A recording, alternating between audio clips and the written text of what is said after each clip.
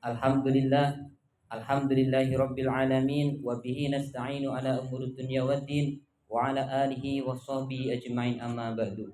Yang saya hormati Ibu Kepala Sekolah, yang kami hormati pula Bapak Ibu guru beserta staf SDN Kandangan 1, dan tak lupa yang saya cintai dan saya banggakan seluruh siswa SDN Kandangan 1. Pada kesempatan pagi yang cerah ini, marilah kita senantiasa memanjatkan rasa syukur kita kehadirat Allah Subhanahu wa taala, yang mana pada pagi hari ini kita masih diberi kenikmatan, nikmat iman, nikmat Islam, nikmat ihsan, juga nikmat kesehatan, sehingga bisa melaksanakan upacara pada hari Senin ini dengan keadaan sehat walafiat, tidak ada halangan sesuatu apapun. Allahumma amin ya rabbal alamin. Marilah nikmat yang diberikan Allah Subhanahu wa taala itu senantiasa kita syukuri dengan syukur bilisan, mengucap hamdalah bersama-sama, alhamdulillahirabbil alamin. Shalawat serta salam tidak lupa kita haturkan pada khutbah hasanah kita, junjungan kita, suri tauladan kita, yang kelak kita nantikan syafaatnya, yaitu beliau Nabi Muhammad sallallahu alaihi wasallam.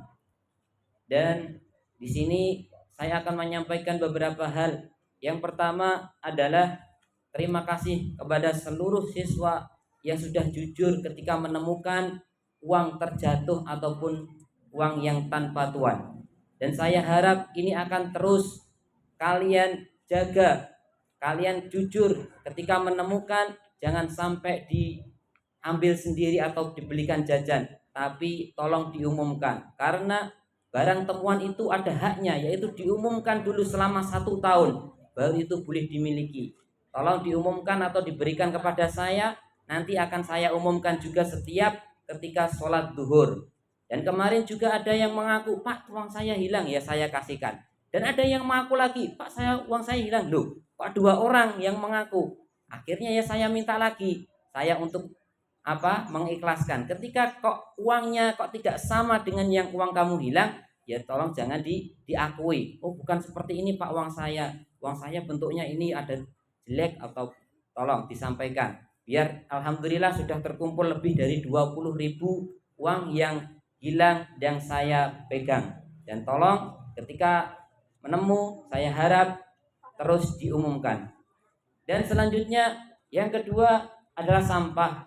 Maaf, saya membuat peraturan yang tidak tertulis yang saya sampaikan ketika sholat duhur. Apabila kalian membuang sampah sembarangan 1 saja ketika membuang sampah jajan, kalian harus mengganti dengan 10.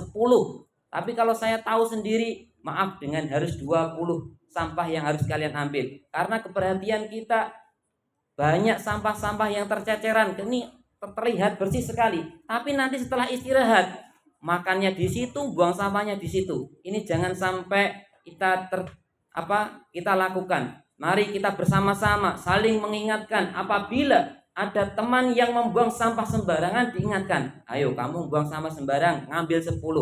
Kalau tidak mau, bilang ke saya, nanti saya kasih hadiah lagi. Ketika melaksanakan itu jangan dianggap hukuman, tapi anggaplah itu ibadah, ya, bahwa ketika kamu ngambil sampah, itu akan menjadi pahala buat kalian. Dan apabila kalian tahu Pak Haris sendiri yang membuang sampah, tolong ya diingatkan, Pak Haris, tadi kamu buang sampah di sana.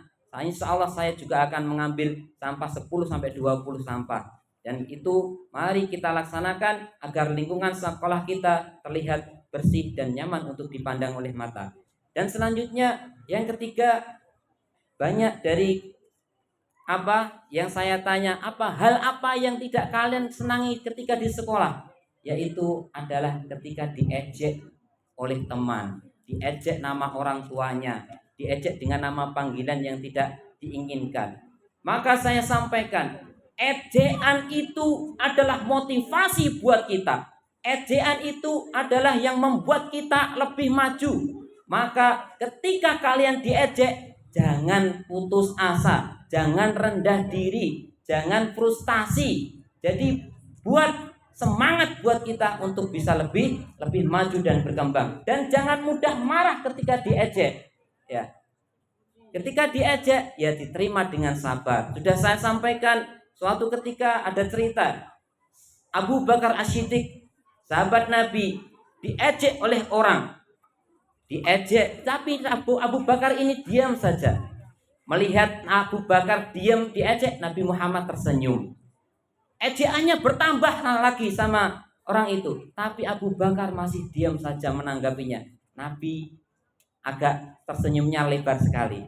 Dan ejekan itu terus diluncurkan pada Abu Bakar. Tetapi Abu Bakar akhirnya tidak sabar atau habis kesabarannya dan berdiri membalas ejekan itu. Apa yang dilakukan Nabi? Nabi meninggalkan Abu Bakar. Ketika ditinggalkan oleh Nabi SAW, Abu Bakar bingung. Kenapa ini Nabi kok meninggalkan saya? Setelah itu dikejar. Ya Rasulullah, kau tahu sendiri, orang itu mengejek saya dengan ejekan yang saya tidak terima. Maka Nabi menyampaikan, hei Abu Bakar, ketika kamu diejek oleh orang itu, malaikat datang mendoakanmu.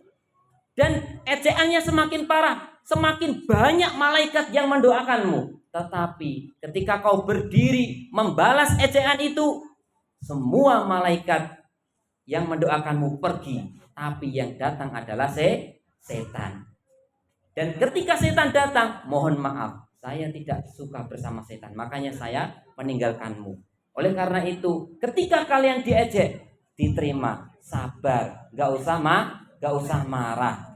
Ya, itu akan menjadi pahala, menjadi motivasi buat kita, membuktikan bahwa kita adalah orang yang lebih baik. Karena ejekan itu akan terus. Kalian di SMP, di SMA, kuliah, bully itu tidak akan bisa kita hindari. Tapi ketika kita sabar, kita lapang dada menghadapinya, kita akan lebih kuat. Ya. Jadi tolong, ketika kalian dihina, diejek, diterima dengan sabar. Kita buktikan bahwa kita itu bisa menjadi lebih baik. Itu. Dan selanjutnya adalah ini momen Sumpah Pemuda tanggal 28 Oktober. Maka pada hari Sumpah Pemuda ini saya berpesan Rijalul Yaum Syubbanul Ghad, yaitu pemuda hari ini adalah pemimpin masa depan. Dulu pernah Pak Kepala Desa, Pak Kades diundang di sini untuk menjadi pembina upacara. Masih ingat? Kelak nanti kalian yang akan berdiri di sini untuk menggantikan Pak Kades Kandangan. Siap? Kelak yang menggantikan guru-guru kandang ini adalah kalian. Siap? Maka kalian seorang pemuda harus belajar dengan semangat, belajar dengan sungguh-sungguh agar tercapai cita-cita kalian. Jangan sampai cita-cita kalian itu hanya biasa-biasa saja. Yang kemarin saya tanya, cita-citanya apa? Jadi bos belantik wedus. Nah, maka kalau bisa kambingnya sampai 100 ataupun 1000 itu kan ya luar biasa. Ada yang pramugari, ada yang jadi dokter. Kalau kalian tidak belajar sungguh-sungguh, itu hal yang mustahil. Oleh karena itu, saya berpesan, mari kita kejar cita-cita kita sejauh mungkin. Jangan ada kalian yang lahir di kandangan inti, hanya tinggal di kandangan. Tapi keluarlah, nanti sekolah di SMP 1 atau SMP 2, SMA 1, SMA 2, ataupun di Pondok Gontor atau Pondok Jombang. Ya, karena pendidikan ini luas, tidak hanya di kandangan. Sekolah SD ini kandangan, SMP ini kandangan, SMA ini kandangan. Bagaimana kita bisa mengenal dunia luar kalau kita hanya terus di kandangan? Maka suatu saat nanti, semoga saja kalian ada yang kuliah sampai luar negeri. Dan nanti ada yang sampai ke Jepang, Korea. Ya. Karena tidak hanya prestasi saja yang bisa membuat, tapi semangat kalian yang harus kalian tunjukkan. Karena saya pernah punya murid namanya Eli. Dia itu sampai dijuluki Eli Kolok. Eli Kolok itu Eli bodoh. Tapi dia itu setelah lulus kerja di Taiwan. Dan setelah kerja di Taiwan, tiap bulan ngirimi orang tuanya yang sendiri, tinggal ibunya saja, bisa bangun rumah, bisa mencukupi kebutuhan hidup orang tuanya. Luar biasa sekali. Maka itu jadi contoh buat kita. Ya, pokoknya harus semangat untuk dalam menghadapi masa depan nanti. Demikian dari amanah saya. Apabila ada kurang dan kesalahan, mohon maaf yang seikhlas-ikhlasnya. Billahi taufiq wal hidayah. Wassalamualaikum warahmatullahi wabarakatuh.